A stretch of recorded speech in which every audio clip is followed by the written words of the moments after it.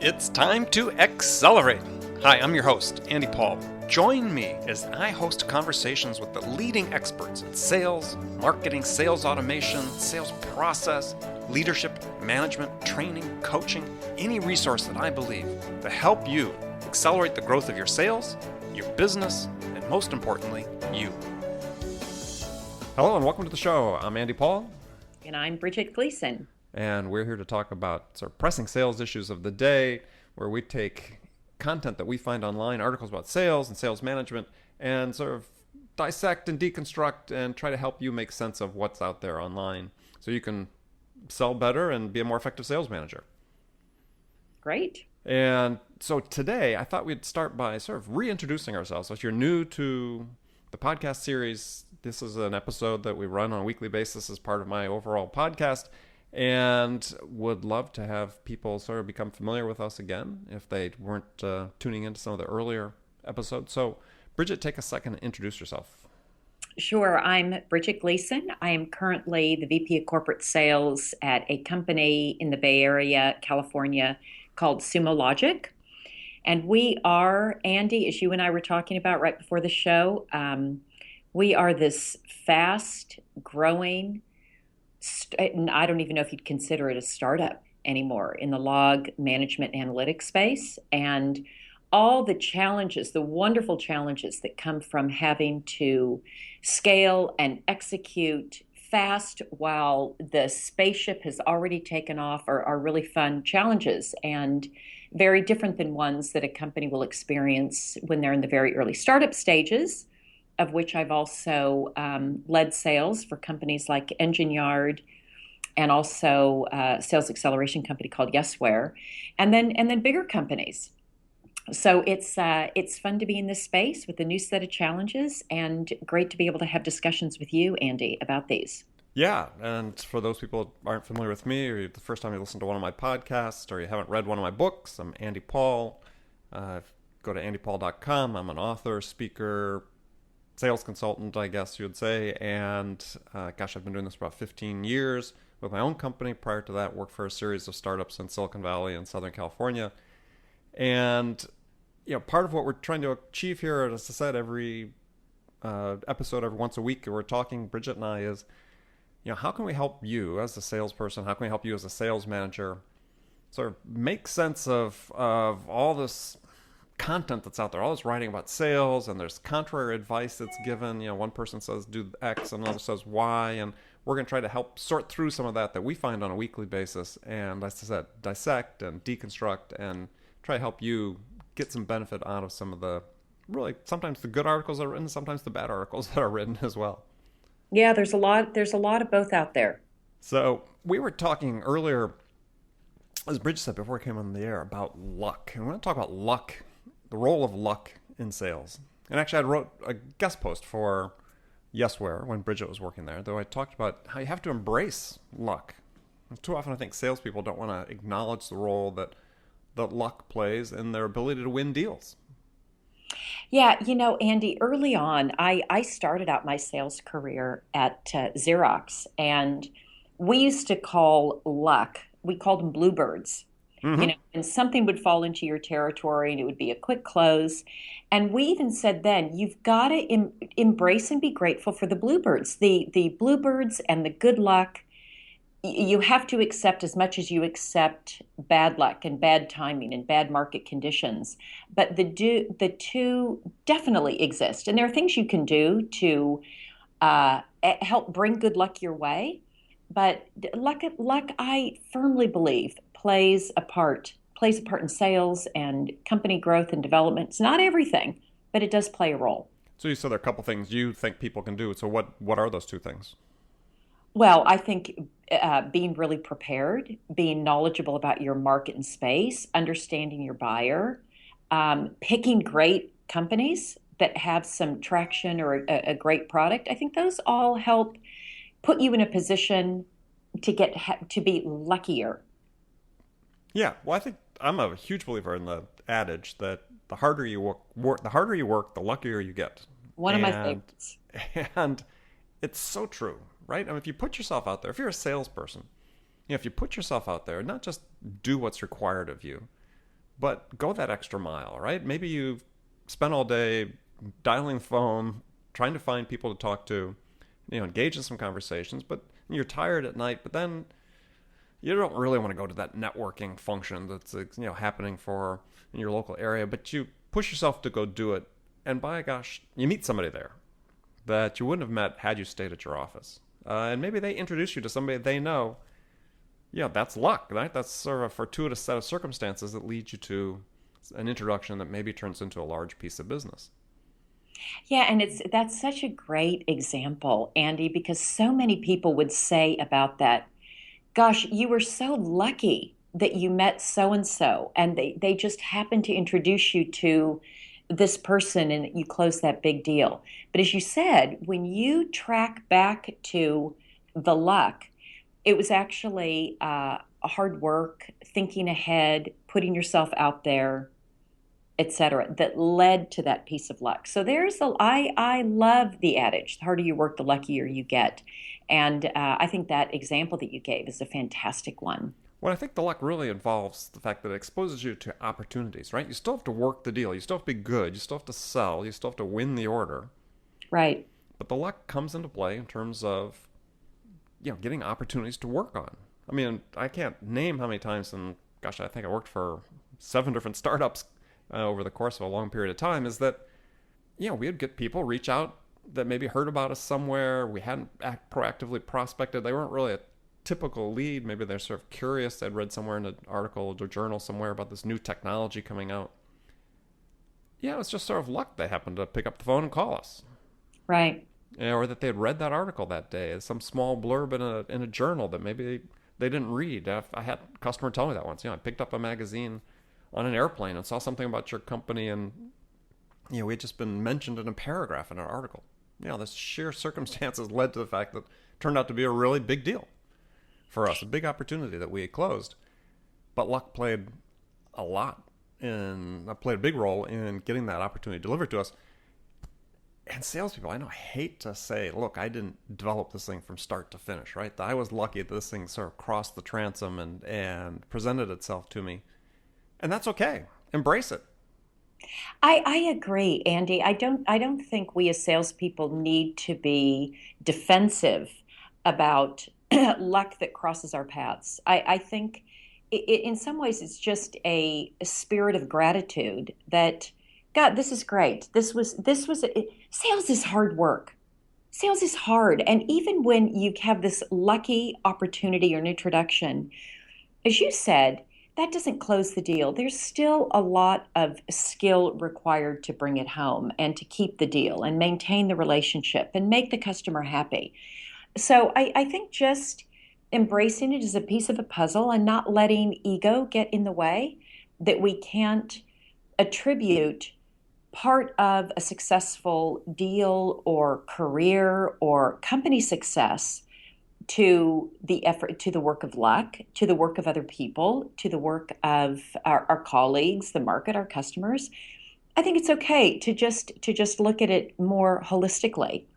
Well, I think it's okay for sales managers too to not be too judgmental, right? I mean, I've been in situations where I've worked with clients where the sales manager, the VP of sales, sort of turns up his nose at some of the leads that are coming in because even though they turn out to be good customers ultimately, but yeah, we didn't do anything to bring them in.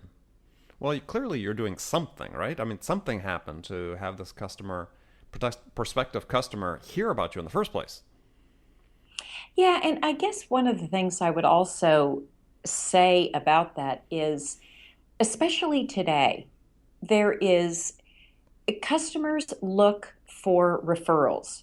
They get them from people they know directly. They look on social media. They're looking for a lot of external validation in the form of some sort of referral about a company, a service, a product. And so if you trace it all the way back, the work that a sales rep does on a daily basis and a company does to create a great product, to have a great customer experience, to make the buyer's journey a pleasant one, that all goes into somebody then reaching out because who knows where they heard about it.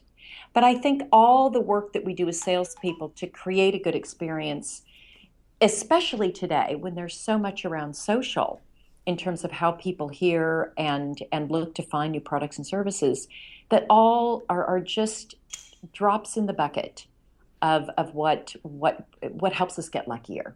Yeah, and I think that part of the reason that people don't want to acknowledge the role that luck plays in winning deals and having new opportunities, come into their pipeline is the point you talk about is they're afraid to acknowledge that they didn't do it themselves, right? And so forth. Therefore, they're going to look like they're not doing their job.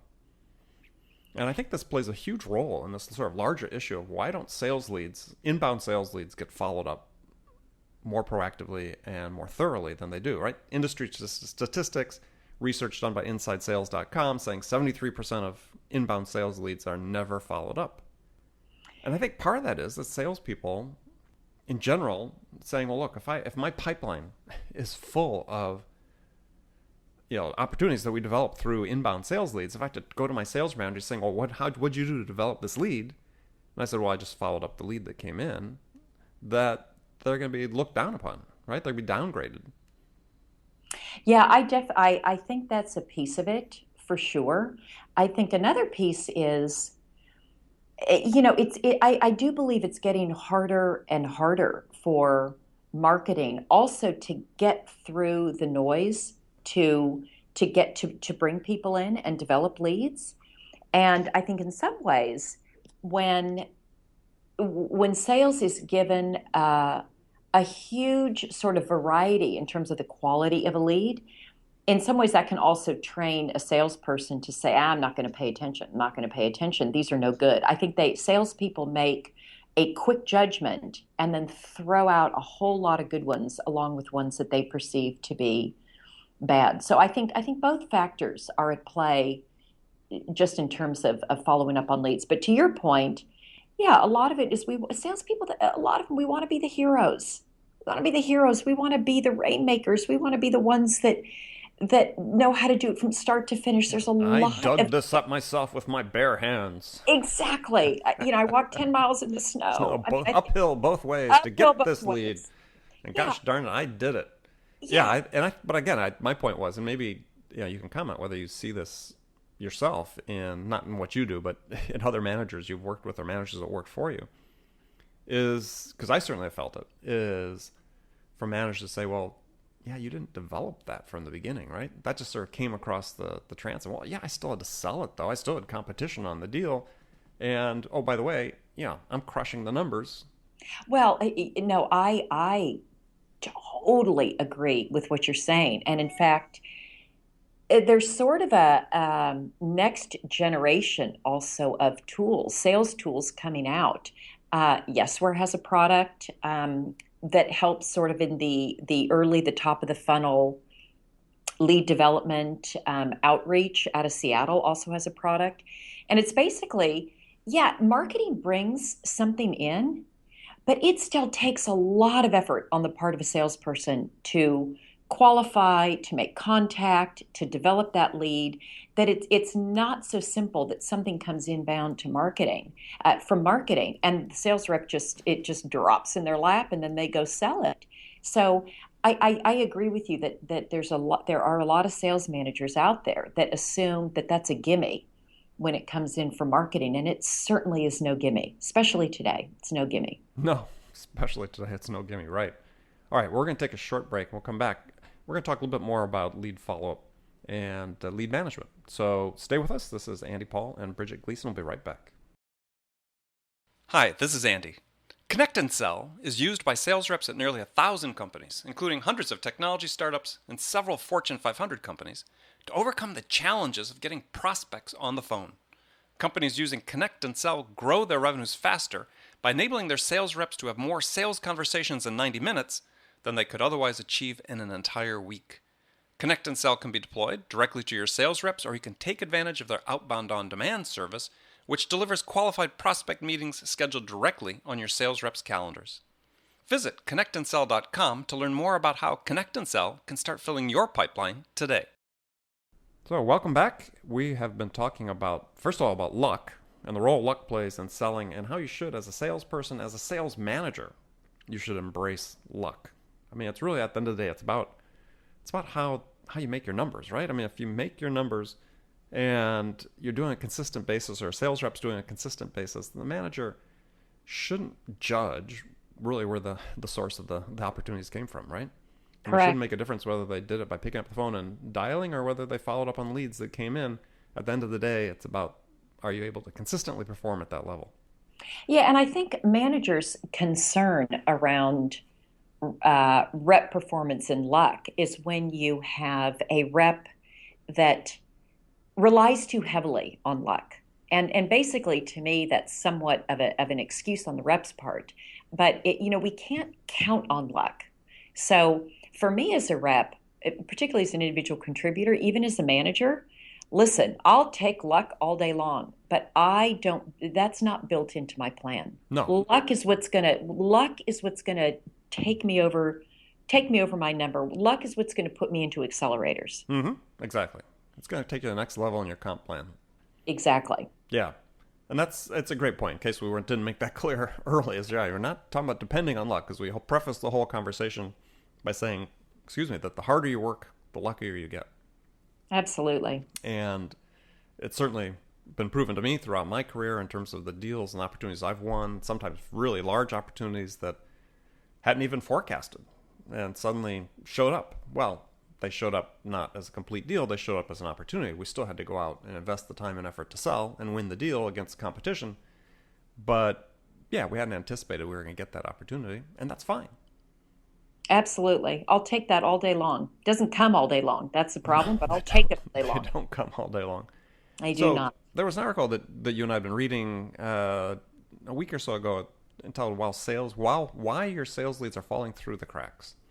And overall, not a bad article, but 3 reasons the author gave why sales leads tend to fall through the cracks. And one was no initial lead qualifying, 2, lack of lead nurturing, and 3, a disorganized sales process or disorganized sales processes. So I thought we'd spend a few minutes and talk about this, because we'd just spent some time talking about sales leads and luck and the source of leads and so on. And the premise of this article with this author was that some of the reason leads don't get followed up is that there's no initial qualification that takes place, meaning that there's an SDR or somebody is doing some sort of initial qualification before handing the lead over to the account exec. And if that doesn't happen, then the account exec doesn't follow it up. I mean, is that really the process? I mean, is an account exec completely relying on a sales development rep or business development rep to perform the qualification, or are they just sort of doing triage to help them prioritize this particular opportunity? Well, in my experience, gosh, what a luxury to have a lead development rep or a business development rep help an account rep out. I've seen in very few instances where an account executive can count on a lead development rep 100% to bring opportunities in. So I think relying on that is, I sure wouldn't rely on that myself. I also think, Andy, what I'm seeing more and more of are tools and technology that companies use to qualify leads. So I know companies like Infer, FlipTop, there's a bunch of them out there that do some basic qualification when a lead comes in, or somebody maybe downloads a white paper. And that is what's being substituted. It's a machine. It's a lead score. It's a lead score. And some people are using that or thinking about that as lead qualification. And it's not. It's just a lead score. Right. Yeah, it has nothing to do with they're ultimately qualified or not to buy your product. It has to do with sort of where they are in their buyer's journey. I mean, that's 2 distinct things altogether. Yeah, it has to do with where they are in their buyer's journey. And from a very high level, does this particular prospect, company, individual account seem like it's a good fit at a very high level for the products and services that we're selling? So it's rudimentary. I think they can be helpful, but it's in my opinion, it's no substitute for qualification. So It's just it's very first, very basic. It's to me, it's more of a filter.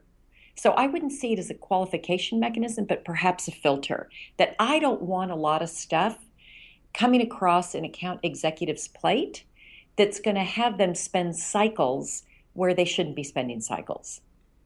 correct. So what's the appropriate role? If you have an inside sales team, what's the appropriate role in qualification for the SDR, that frontline person that's made the initial contact? I mean, are they really qualified to make that qualification, right? Do they really have the knowledge and experience to do more than, like I said, just sort of do a triage to say, yeah, sort of ready, not ready, as opposed to not only ready, but based on the questions I asked them, yeah, these are a real prospect for our, or is that really something that the account exec should be doing? Well, I think the a lead development rep, it can do some of it, but it's again, it's a very basic, I don't even know if you want to call it qualification. It's a very basic level of qualification.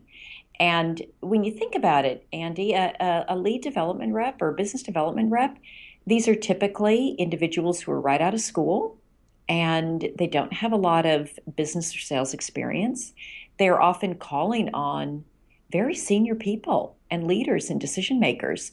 So there's a big mismatch in terms of skills and experience. And I think lead development reps are going to be challenged in being able to offer really a lot of value to that leader. So I see it as a very basic sort of validation. Is this, am I talking to the right person? Is this person a decision maker? Does it fit within what I understand to be the general guidelines? And then it really needs to go to an account executive to do what is really traditional qualification of a prospect and understanding kind of what their needs are, what issues they're having, kind of what their current state is. Qualification. I And think that's that why I use the term yeah, triage versus yeah, qualification. and You I think think about that's right. triage in a medical sense as, is this urgent, right? Do they go to do they go to the ER, or they could be fine just in urgent care, right? I mean, you're making a decision about sort of the state, but not necessarily the readiness, if you will.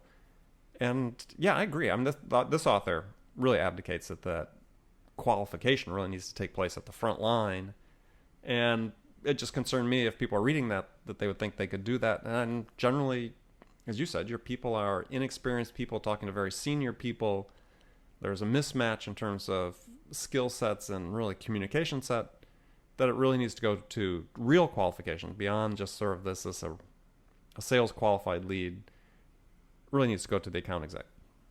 Yeah, I like your term, Andy, triage. It made me think that that's a great term for kind of in the sales acceleration space to talk about that front line is triaging because that is what they're doing. Is this hot and needs to go to an account executive? Does it need to go and be nurtured?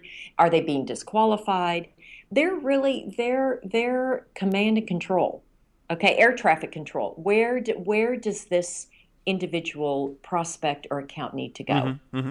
So I love triaging. I think that's exactly what they're doing, Oh, and very good. and Well, different than qualification. go look for my blog post on this. I'm gonna go find it. I'm gonna go Well, find it and send well, it. by the time this actually is published and airs, that blog post will be out. Okay, great, great. I look forward to reading it. Yeah. So good. So now the second reason this author gave for why leads fall through the crack is said lack of lead nurturing. So he's saying that what companies do is that they too often take the leads that maybe aren't qualified in the sense he was talking about before, sales qualified, and they tend to get ignored rather than being put into a marketing automation system or some other sales engagement system that exists out there that you can use to continue to maintain contact and be able to continue to deliver value to the prospect until they're ready to embark on their buyer's journey.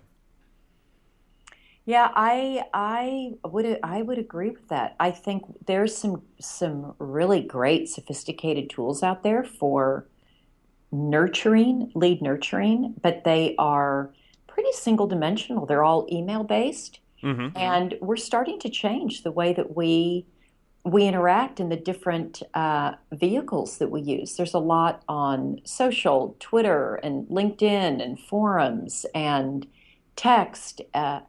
There's a lot of different ways that people communicate and learn from each other. And right now, the nurturing is pretty single threaded through just through email. And so I'm anxious to see sort of what develops in this space in terms of helping. What are ways that we more creatively can nurture prospects when they're not ready, when they're not ready to buy, they're not ready to begin that journey. Well, it seems though that one of the issues really right now is that, as you said, sort of technology constrained, right? Is that email is about the only media that exists that can be scheduled, you know, monitored, tracked, and so on in a very formal fashion, as opposed to, as you said, texts or engaging on a LinkedIn discussion group or so on. You know, that those are sort of like individual initiatives, as opposed to, yeah, I can put together a workflow or a automated email sequence of 6 emails that I know are going to go to a potential prospect over a 2-month period, and I can track how they engage, and so on and so on and so forth. But how do I do that with text and so on? I mean, I know there are tools that are coming out that you can program your sales cadence in there, and you can sort of do that. But those tend to be more oriented towards initial capture of interest as opposed to persistence. I mean, there's some. I think there's some that also uh, do work off the persistence factor. But imagine, Andy, when we can start to integrate, let's say, feeds from Twitter. So let's say I've got a prospect that I'm nurturing, and I've got their email address, their Twitter account, and LinkedIn, let's say. If there was a way, and let's say let's speak into the future, and let's say that I can also track and see where they're active in certain forums or online groups. Mm-hmm. Interesting if I there are inputs to my system that tell me when they're active, when they've posted something on Twitter, when they've commented on something of LinkedIn, and there's some analytics around that that tells me, aha, they're starting to comment a lot more on this particular topic that's relevant to me. Sounds like they're warming up a bit. Mm-hmm. I think there's going to be some really interesting technology. It's all out there. It's all out there. The data is there. Well, and we're It's starting to see some of that in some tools, some of the social definitely, CRM. I mean, with yeah, Nimble, for instance, as a tool, or you can use certainly certain plugins with Salesforce that you can track a contact's social footprints on a real time basis, so you can see what they're doing. Twitter, LinkedIn updates. I don't think you can get their. Not sure if you get their group discussions or online forum contributions, but certainly their sort of standard social footprint is available to you. Now, it's not necessarily organized and analyzed as you talked that's about before. that's the key. I joke with the people here at SumoLogic. Our whole value proposition is that we can collect these log files from any system, any file, any application, anywhere, and we collect it and we centralize it and we analyze it and we predict it and we can do all sorts of things around it. That this is where sales is going. Also, there's all this data that's being created by prospects and customers and sales reps. And it's there, like you said, and we've got these discrete tools that are starting to collect it, but there will emerge a player that a company or service that starts to collect these and helps us look at all of these inputs in a more intelligent way. So I'm excited. I mean, it's all there. It's all there. It's just a matter of putting the pieces together. Yeah, and for companies that are listening to this, and sales managers and so on, that hey, I understand it's some of these tools seem a little daunting, but they are appropriate for companies large and small. And as a salesperson, you want to be able to be given intelligence to help you make better decisions about not only when to engage with your prospect, but how to engage with them, and what to provide them that helps them make progress in their decision-making process. And these tools exist. They're not expensive. As Bridget was saying, They're going to continue to evolve. They're going to continue to give even more intelligence. But it's not just enough anymore just to say, look, we've got a CRM system, and sort of say we've checked that box. Because there are all these sales engagement, sales enablement platforms out there that enable you to really get more information about how customers are engaging with the content you provide them, engaging with your emails, engaging with your communications, that, yeah, can improve your sales performance fairly substantially. So take it upon yourself to say, okay, this year we're going to budget, something for our salespeople so that they can, we can expose them to these next generation of tools to help them become more productive. We're going to get our feet wet as an organization so we start understanding what's available out there and take the first step. Yeah, and I agree. And I think the reason to do it is effectiveness of the team and accelerating your results. And I think the teams that don't do this are going to find themselves slipping further and further behind, because technology really has helped increase the per rep productivity and effectiveness. So I think there are good business reasons to do this for your team that will definitely help revenue and the top line, which is what as sales leaders we're trying to affect. Yeah, and again, it's just not about CRM anymore. I mean, I think too many companies, and certainly I see this with client companies I work with, they think they've fulfilled their obligation to their sales team if they provide Salesforce or they provide, whatever other CRM system that exists out there that would fit their needs. And it's a good step, but the fact is, what you see with a lot of these sales enablement, sales engagement apps is they're really like the front end. It's like they're built on a CRM system. They're built on Salesforce. It's almost like you really, in some cases, aren't even aware that you're using Salesforce. Right. Because you're using these apps and they're giving you this data. And I think the hard thing for sales managers that have been around for a while and so on is that, sometimes the data conflicts with what you think is really happening in the way that customers behave. And it's important, even more important in those cases, to be able to look at the data and say, well, maybe things are changing. Maybe customers are acting differently than I thought in the past. And this data is showing that, and it points a new path for you forward to help your sales reps become more productive. Yeah, totally agreed. I know I've been surprised by different data insights that I've seen and read that were very different than what I instinctively knew to be true, which wasn't true at all. So I agree. It's important to be able to look at the data, and there's a lot of tools and technologies, like you said, in addition to a good CRM, that can help sales leaders really chart the course for their teams going forward. And I think the key construct for sellers, as well as sales reps, as well as sales managers, to keep in mind as sort of wrap up with this, is that people are still people. People haven't really evolved in terms of how they make decisions. What's really the revolution is how are they getting to that point where they make the decision, right? How are they gathering the information? How are they interacting with sellers? What are the steps they go through to, let's say, gather the insights and information and data they need in order to make that decision? That part's changed. And it's changing, continuing to change and evolve rapidly. At the end of the day, as people, they're still going to make decisions somewhat the same way. So that part hasn't changed, but how you get from the beginning to that point where they're making a decision has changed quite a bit. And you need to be aware of that, and you need to be structuring your processes and the technologies you use to support those accordingly. I absolutely agree. Good. Well, thanks everybody for joining us today. We'll be back again next week with another episode of Bridget and Andy. And this is Andy Paul. And Bridget Gleason. And we'll look forward to talking to you then. Thanks for listening to the show. If you like what you heard and want to make sure you don't miss any upcoming episodes, please subscribe to this podcast on iTunes or Stitcher.com. For more information about today's guest, visit my website at andypaul.com.